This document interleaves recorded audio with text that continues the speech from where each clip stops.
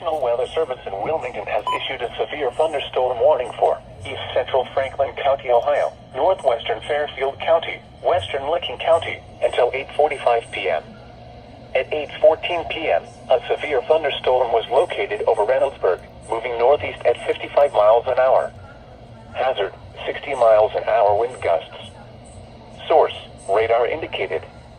Impact, expect damage to trees and power lines.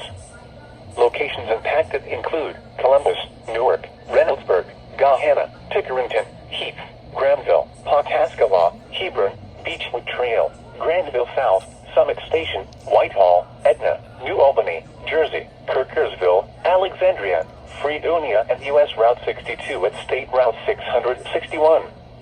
This includes I-70 in Ohio between mile markers 111 and 120.